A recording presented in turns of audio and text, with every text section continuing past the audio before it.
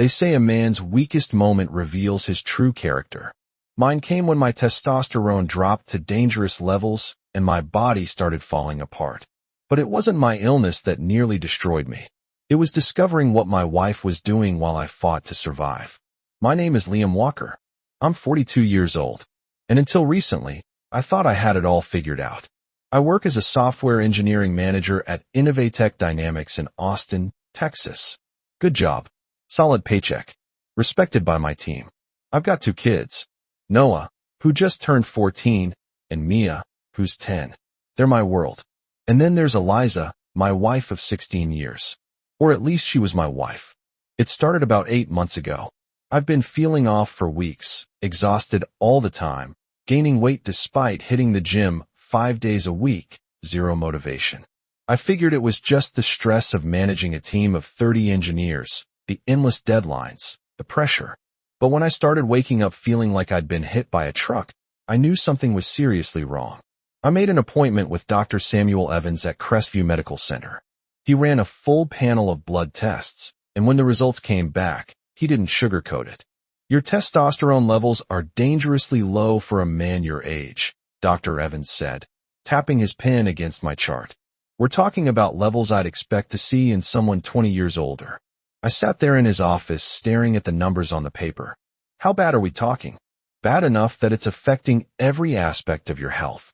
Your energy, your mood, your metabolism. We need to start treatment immediately. That night, I decided to tell Eliza over dinner. We'd always been a team, or so I thought. I figured she'd be supportive, worried even. We sat down our usual spot in the kitchen. Noah was at soccer practice. Mia was upstairs doing homework. So, I went to the doctor today, I said, pushing my food around my plate. Eliza glanced up from her phone. Oh yeah? Everything okay? I took a breath. Not exactly. Turns out my testosterone levels are really low. Dangerously low, according to Dr. Evans. She set her phone down, but her expression was strange. Not concerned, not sympathetic, almost annoyed. What does that mean? She asked. It means I need treatment. Probably testosterone therapy, some lifestyle changes. It explains why I've been feeling so run down. Eliza nodded slowly, then picked her phone back up. Well, I'm sure they'll fix it. That was it. No questions about the treatment. No asking how I felt about it. Nothing. She just went back to scrolling through whatever was on her screen. I watched her for a moment, feeling something cold settle in my chest. Eliza, I said. She didn't look up. Did you hear what I just said? She sighed, finally meeting my eyes. Yes, Liam, you have low testosterone. The doctor will treat it. What else do you want me to say? I didn't have an answer for that. So, I said nothing, and we finished dinner in silence. That was the beginning. Over the next few weeks, things got stranger. Eliza started changing in ways that were subtle at first, then impossible to ignore. She'd always been stylish. Teaching art history meant she had an eye for aesthetics, but now it was different. She spent twice as long getting ready in the mornings, trying on 3 different outfits before settling on one. New dresses appeared in her closet, tighter than what she usually wore, heels instead of flats. I noticed it one Tuesday morning. She was standing in front of the bathroom mirror, applying lipstick with more care than I'd seen in years. Big presentation today? I asked from the bedroom doorway. Eliza glanced at me in the mirror. Just a normal lecture day. What? You're really dressed up. She capped the lipstick and turned to face me. I can't look nice for my students. That's not what I meant. Then what did you mean, Liam? Her tone had an edge to it. I held up my hands. Nothing. You look great. She brushed past me without another word, grabbing her bag from the kitchen counter. Noah was eating cereal at the table, barely looking up from his phone. Mia was trying to tie her shoes by the front door. Mom, can you help me? Mia called out. Not now, sweetie. Mommy's running late. Eliza kissed the top of Mia's head and headed for the garage. I'll watch her go, then knelt down to help Mia with her laces. It's okay. I've got you. Thanks, Dad. Mia said, giving me a quick hug before running to grab her backpack. Noah finally looked up from his phone. Dad, is Mom okay? The question caught me off guard. What do you mean? He shrugged, pushing his cereal bowl away. I don't know. She's been acting weird lately, like she's never home anymore. I sat down across from him. She's just busy with work. You know how it is during the semester. Noah didn't look convinced, but he didn't push it either. He grabbed his backpack and headed out the door. I sat there alone in the kitchen, my coffee going cold in my hand. He was right. Eliza had been coming home later and later. What used to be occasional evening office hours had turned into a regular thing. 3, sometimes 4 nights a week. She'd walk in around 10 or 11 claiming she'd been helping struggling students prepare for exams or working on research for an upcoming paper. I wanted to believe her. I really did. But then came the phone calls. Eliza had never been secretive about her phone before. It used to sit on the kitchen counter while we ate dinner, face up, occasional buzzes from work emails or group text with her colleagues. Now she kept in her purse or in her hand, screen facing down. When it rang, she'd glance at it, then leave the room to answer. One night around midnight, I woke up to the sound of her voice. I could hear her through the bathroom door, soft, almost whispered tones. I couldn't make out the words, but I could hear the tone. It wasn't a voice she used with colleagues or friends. When she came back to bed, I pretended to be asleep. "Liam," she whispered. I didn't answer. She slipped under the covers, and within minutes I could hear her breathing even out as she fell asleep. But I lay there wide awake, staring at the ceiling, feeling that cold knot in my chest grow tighter. Something was very wrong, and I was running out of excuses to ignore it. I got the first call on a Thursday afternoon. I was in the middle of a code review meeting at Innovatech Dynamics when my phone buzzed. It was my buddy Ben Reynolds, someone I'd known since college. We played rate ball every other week, grabbed beers when we could. Solid guy. I stepped out of the conference room and answered. "Ben, what's up?" There was a pause on the other end. "Hey man, you got a minute? I need to talk to you about something." The tone in his voice made my gut tighten. "Yeah, shoot. Look, I don't know how to say this, so I'm just going to say it. I was at the Roosevelt Room last night, that bar on 5th Street, and I saw Eliza there." I leaned against the wall. "Okay." She mentioned meeting some colleagues for drinks. "Liam." Ben's voice dropped. "She wasn't with colleagues. She was with some young guy, mid-20s, maybe. Dark hair, preppily looking. And man, they were close. Real close." My hand tightened around the phone. "What do you mean close?" "I mean, she had her hand on his arm. They were laughing, leaning into each other. At first, I thought maybe it was innocent, you know. But then he put his hand on her knee and she didn't move it away. I waited around for a bit, and when they left, they walked out together. I'm sorry, man. I figured you want to know."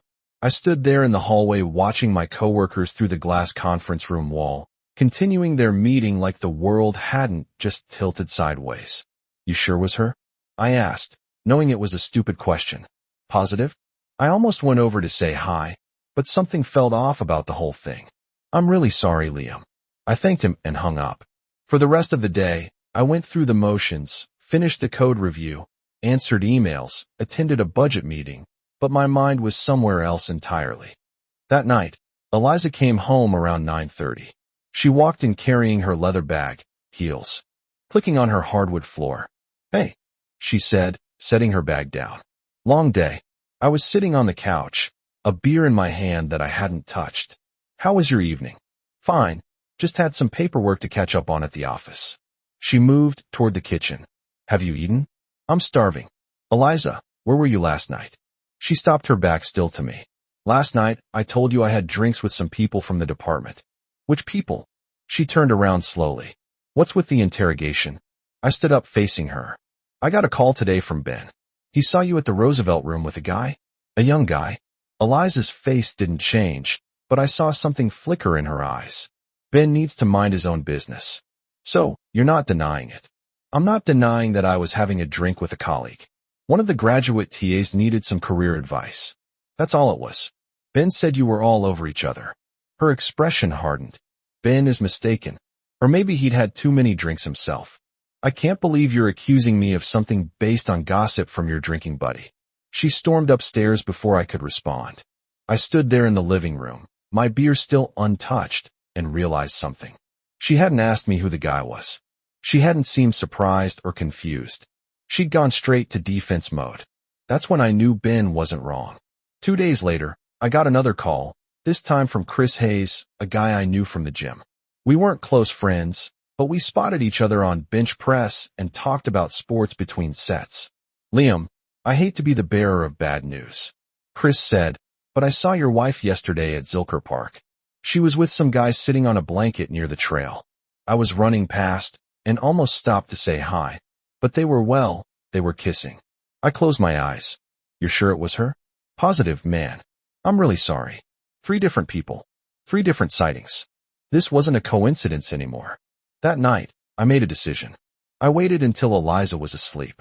Then I carefully took her phone from the nightstand. My hands were shaking as I tried to unlock it, but the passcode I knew, our anniversary, didn't work. She'd changed it. I set the phone back down and went to my office. I opened my laptop and pulled up our cell phone account online. I had access to the call logs, and what I found made my blood run cold. Pages and pages of calls and texts to numbers I didn't recognize. Some conversations went on for hours, starting late at night, and continuing until 2 or 3 in the morning. There were names I'd never heard her mention. Ethan, Ryan, someone listed only as Mr. I sat back in my chair, the evidence laid out in front of me in black and white. This wasn't just one affair. This was multiple men, multiple betrayals. I thought about confronting her right then, waking her up and demanding answers. But something stopped me. If I confronted her now, she'd just lie again. She'd gaslight me, tell me I was being paranoid, twist everything around until I was the one apologizing. No, if I was going to do this, I needed proof. Real, undeniable proof. The next morning, I called in sick to work. After Eliza left for the university and the kids were at school, I drove across town to a small office on Burnett Road. The sign outside read Donovan Investigations. Discreet and professional. Paul Donovan was exactly what I expected. Mid-50s, graying hair, the weathered look of someone who'd seen it all. He'd been a cop for 20 years before going private. His office was cramped but organized. Walls covered with licenses and certifications.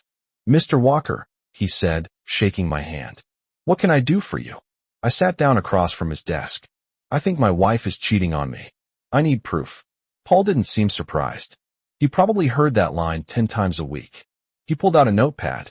Tell me everything. I laid it all out. The changed behavior, the late nights, the calls from friends, the phone records. Paul listened without interrupting, taking notes. When I finished, he sat back in his chair. I'll be straight with you. Based on what you're telling me, your instincts are probably right. The good news is if she's being this sloppy about it, gathering evidence won't be hard. What do you need from me? Her schedule, her usual routines, vehicle information, recent photos. I'll put surveillance on her, see where she goes, who she meets. If something's happening, I'll document it. I pulled out my phone and started sharing information. Within 30 minutes, Paul had everything he needed. I'll start tomorrow, he said, walking me to the door. Give me 2 weeks. If she's cheating, I'll have proof. I shook his hand. Thank you.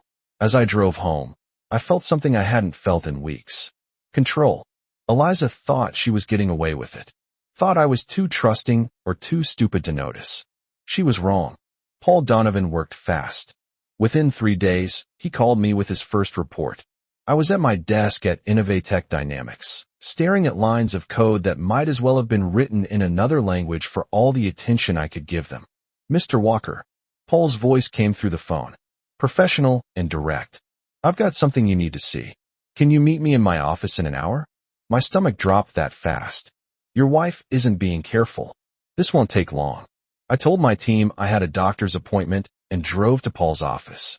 When I walked in, he had a laptop open on his desk along with a thick folder. Have a seat, Paul said, his expression neutral. He'd probably delivered this kind of news 100 times, but it never got easier for the person receiving it. He opened the folder first. Inside were photographs, time-stamped, high resolution, undeniable. Eliza walking into an apartment building on West 6th Street. Eliza sitting in an outdoor cafe with a young man, their hands intertwined across the table. Eliza and the same man walking out of a hotel near the university. That's from yesterday afternoon, Paul said, pointing to the hotel photo. She told you she had office hours, right? I nodded, my throat tight. She was in that hotel for 2.5 hours. Same guy from the cafe.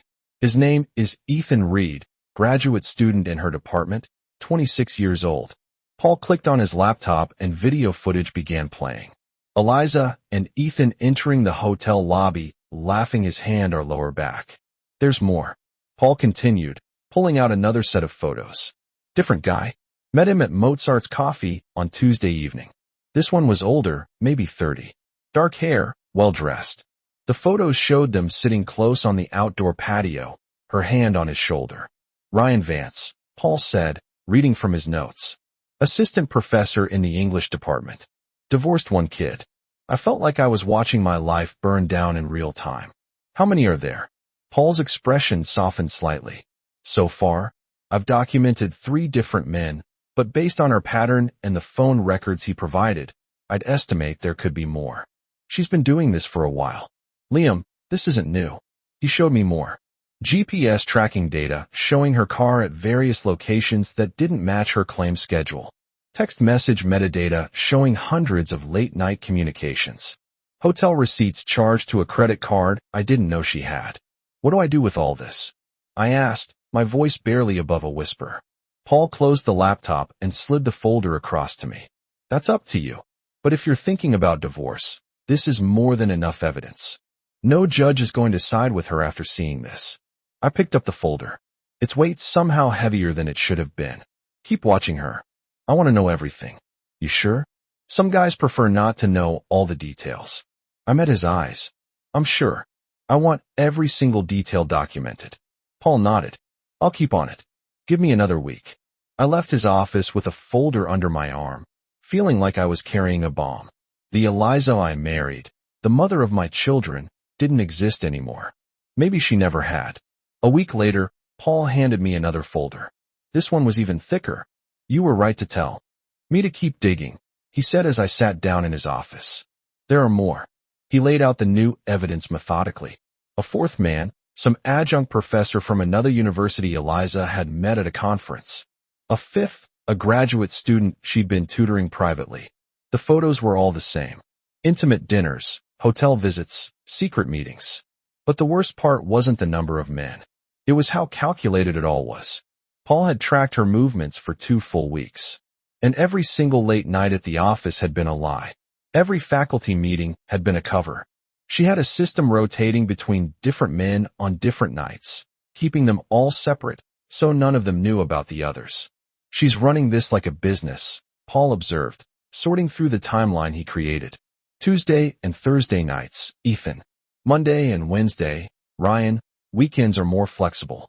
She'll see whoever's available. I stared at the evidence, feeling something cold and hard settle in my chest where my heart used to be. What about the kids? While I'm traveling for work, Paul pulled out another report. I checked those dates. When you were in California for that tech conference last month, she had Ethan stay over at your house. 2 nights in my house in my bed while my children slept down the hall. I need to see a lawyer. I said, I know a good one, Megan Shaw. She handles high-stakes divorces and she doesn't lose. Paul gave me her number and I called from his office. Megan could see me that afternoon. Her office was in a sleek building downtown, all glass and steel. Megan herself was mid-50s, sharpied with the kind of presence that made you sit up straighter. She listened to my story without interrupting, occasionally making notes. When I finished, she leaned back in her chair. Mr. Walker, you've done something very smart by gathering this evidence before confronting your wife. Most men confront first and regret it later. You have an airtight case here. Were my options? With this level of infidelity and the documented evidence, you're in the driver's seat. Texas is a community property state, but infidelity can influence how property is divided, especially when it comes to marital waste. Money she spent on these affairs. We can also use this for custody arrangements if needed. I want primary custody, I said immediately. She's been lying to our kids just as much as she's been lying to me. Megan nodded. We can make that happen. The question is, how do you want to proceed? Quick and surgical, or do you want her to see it coming? I thought about Noah's question. Is Mom okay? I thought about Mia asking for help with her shoes while Eliza rushed out to meet another man. I thought about 14 years of marriage that had apparently meant nothing to her. I want to disappear, I said. I want to file, serve her the papers, and be gone before she even knows what hit her. Megan smiled. Not a warm smile, but an approving one. I can work with that. Give me 3 days to file the paperwork. In the meantime, start moving your assets. Open a separate bank account, transfer funds, document everything you own, and whatever you do, don't let her know you suspect anything. She has no idea. Good. Keep it that way. The element of surprise is your greatest weapon right now. I left Megan's office feeling something I hadn't felt in weeks. Powerful. Eliza thought she was getting away with it. She thought I was too busy with work, too trusting, too naive to notice. She was about to find out just how wrong she was. Megan moved fast. Within 72 hours, she had everything ready. Divorce papers filed with the court, asset protection in place, custody arrangements drafted. Now came the hard part. Executing the plan without tipping off Eliza.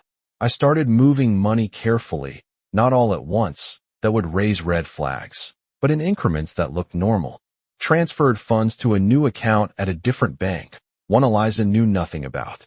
I documented every shared asset we owned, the house, the cars, investment accounts, even the furniture. Megan wanted a complete inventory. You're being thorough, she said during one of our meetings. That's good. Most clients are too emotional to think this clearly. I'm running on anger right now. I admitted that's keeping me focused. The hardest part was acting normal at home. Every night I'd come home to Eliza making dinner or grading papers, pretending everything was fine. She kissed me on the cheek, asked about my day, helped the kids with homework. The performance was flawless. One evening, she was particularly affectionate. She made my favorite meal, grilled salmon with roasted vegetables, and we ate dinner as a family. Noah talked about his upcoming soccer tournament. Mia showed us a drawing she'd made in art class. It almost felt normal, like the life we used to have. After the kids went to bed, Eliza poured 2 glasses of wine and sat next to me on the couch. I feel like we haven't really talked in a while, she said, her hand on my knee. I looked at her. This woman I'd spent 16 years with and felt nothing. We talk every day. That's not what I mean. I mean, really talked about us. I took a sip of wine, keeping my expression neutral. What about us? She hesitated, and for a moment, I saw something in her eyes. Guilt, maybe, or fear. I know things have been strained since your diagnosis. I haven't been as supportive as I should have been. I'm sorry about that. The apology was too little, too late, and completely meaningless given what I knew. But I couldn't let her see that. It's okay, I said. The lie coming easily. We've both been stressed. She smiled, relieved, and leaned her head on my shoulder. I love you, Liam. I know I don't say it enough. I stared at the wall across from us. Eliza's head warm against my shoulder and felt absolutely nothing. I love you too. 3 days later, everything was ready. Megan, call me at work with a final confirmation. Papers are filed. Process server is standing by. When do you want to do this? Megan asked. Tomorrow, Friday. She has classes all morning, then office hours in the afternoon. Server at her office at 2 p.m. And you? I'll be gone by noon. I'm moving into a furnished rental across town. Already have movers scheduled. What about the kids? They'll be at school when it happens. I'll pick them up afterward and explain everything. I've already talked to a family therapist about how to handle it. Megan was quiet for a moment. You've thought of everything. I've had plenty of time to plan. That night, I barely slept. I lay in bed next to Eliza, listening to her breathe, knowing this was the last night I'd ever spend under the same roof with her. Tomorrow, everything would change. Friday morning came. Eliza got up early, like always, spent an hour getting ready. She kissed me goodbye at the door, completely oblivious. Have a good day, she said, smiling. You too. The moment her car pulled out of the driveway, I called the movers. They arrived within an hour, and we worked quickly. I took only what was mine, clothes, personal items, my office equipment. I left the furniture, the photos, everything that belonged to our shared life. By 11:30, the house was clear to my presence. I left my keys on the kitchen counter next to a note that simply said, "Check your office at the university." Then I walked out the door and didn't look back. At exactly 2 p.m., Megan texted me. Papers served. She knows. I was sitting in my new rental apartment, sparse and temporary, but mine. My phone started ringing within minutes. Eliza's name lit up the screen. I didn't answer. She called again and again. By the time I silenced my phone, she called 11 times. Then came the text. Liam, what is this? Call me right now. This is insane. We need to talk. Where are you? I didn't respond. Megan had been clear. No contact until the legal strategy was set. An hour later, my phone rang with a different number. Noah. Dad. His voice was shaky. Mom just came home freaking out. She's crying and throwing things. What's going on? My heart sank. I hadn't wanted the kids to see her like this. Where's Mia? Upstairs in her room. Dad, what happened? I'm coming to get you both. Pack a bag. You're staying with me for a few days. Dad. Noah, trust me. Pack a bag. I'll be there in 20 minutes. I drove to the house faster than I should have. When I pulled up, Eliza's car was in the driveway. Through the window, I could see her pacing in the living room. Phone pressed her ear. I walked in without knocking. Eliza spun around when she heard the door. Liam. Her eyes were red. Mascara streaked down her face. What the hell is this? She held up the divorce papers, her hands shaking. It's exactly what it looks like. You can't just leave. We have a family. We can work through this. I kept my voice level calm. Work through what, Eliza? Your affairs with multiple men. The lying, the sneaking around. Her face went pale. I don't know what you're talking about. I pulled out my phone and opened the folder Paul had sent me. Photos, videos, evidence. I held it up so she could see. Ethan Reed, Ryan Vance. 3 others whose names I can't even remember because there were so many hotels, apartments, restaurants. Should I keep going? Eliza's mouth opened, but no sound came out. For the first time since this whole thing started, she had no lies ready. I hired a private investigator. I continued. I have documentation of everything. Every lie, every meeting, every hotel room. It's all in those divorce papers you're holding. Liam, please. Noah, Mia, let's go. I called up the stairs. Both kids came down, backpacks on their shoulders. Noah looked between his mother and me, his face confused and angry. Mia was crying. Eliza stepped toward them. Kids, your father is being irrational. He don't, I said, my voice hard. Don't you dare lie to them, too. Noah's eyes widened as understanding dawned. Mia just cried harder. I put my hands on both their shoulders. Come on, we're leaving. You can't take my children. Eliza shouted. There are children, and according to the temporary custody arrangement in those papers, they're staying with me until the court hearing. You want to fight that? Call your lawyer. I guided Noah and Mia toward the door.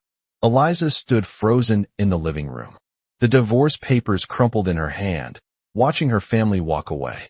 As we got in the car, I heard her voice one last time, broken and desperate. Liam, please. I started the engine and drove away, my kids silent in the back seat. My marriage officially over. 3 months later, I walked into the Travis County Courthouse with Chloe Jensen by my side. Yes, that's Chloe, the nurse who'd taken care of me during my treatment at St. David's Medical Center. We'd stayed in touch after my discharge.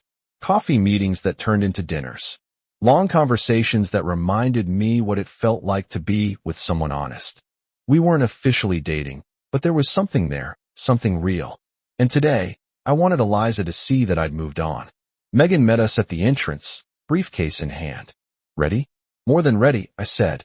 The courtroom was exactly as I'd imagined. Wood paneling, high ceilings, the kind of place where Liz got divided up and futures decided.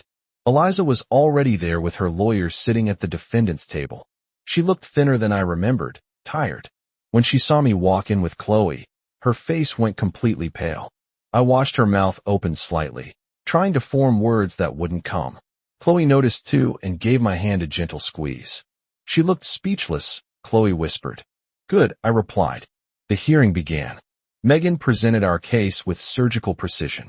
Every photo, every document, every piece of evidence Paul had gathered. Eliza's lawyer tried to mount a defense, claiming the affairs were a result of my emotional unavailability during my health crisis, but it fell flat.